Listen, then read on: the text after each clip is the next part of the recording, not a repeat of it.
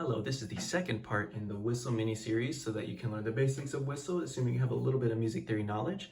So the very first thing we covered in the first video was basically that the whistle is a diatonic instrument, meaning that every time you lift a finger, it allows you to play the next note in the major scale. So when you have all 6 fingers down, and you'll see it in the diagram too, you have a D, and then once you have one up, and then it's E, and then F sharp, G, A, B, all open is going to be C sharp. And then when you have all of them down except for one, you'll get the high D. So it sounds like this. That's do, re, mi, fa, sol, la, ti, do. So anyways, this diagram is going to be useful because it's going to be useful for learning the very first tune. We're going to learn the A part of what is called the Kerry polka. Normally it's played in D major, but I've changed it and we're going to learn it in G major for the purposes of this video. So just to keep in mind what you're going to see, so you see 1, 2, 3, 4, 5, 6, that references how many fingers you have put down. And that's going to show you right here on the rhythm what note you're playing in case it's a little bit, it takes you a little more time to read the sheet music. So this Kerry polka is going to sound like this.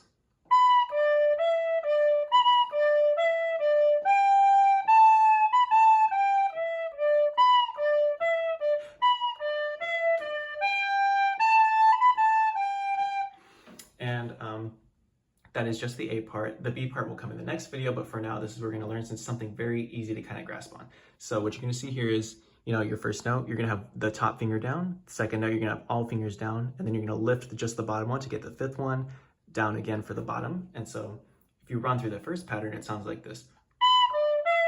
And that's also going to be the second measure right here as well. So it's going to be the first and the second measure. It's going to sound like this. But go ahead and run through that slowly.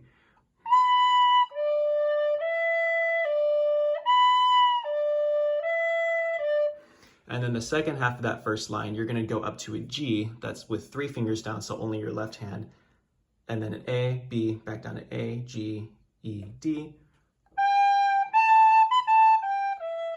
Go ahead and run that a few times with me.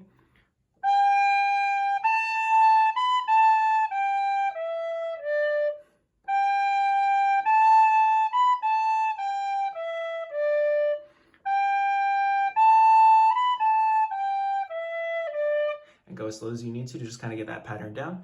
So your first part is going to be this twice. And the second part of that top line. But then when you get to the second line, you actually have the same first 2 measures here that you did at the top. And then you get back here, you're going to have almost the same thing, except it kind of cadences on a G. So instead of this, you're going to just stop on the G.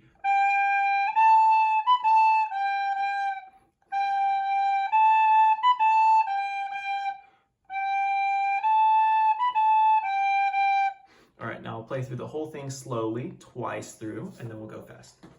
Well, faster. 1, 2, ready, go.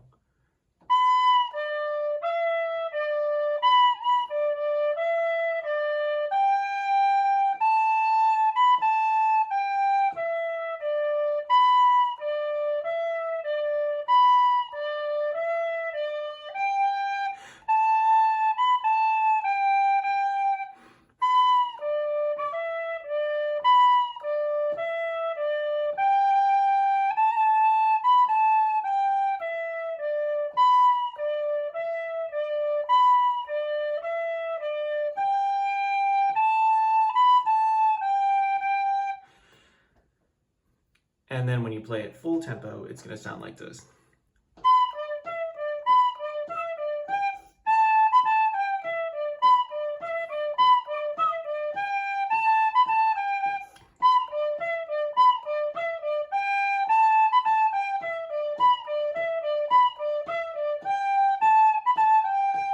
But definitely play it slowly the first time so you can grasp all of the notes, and the numbers right there are going to help you understand what you're doing.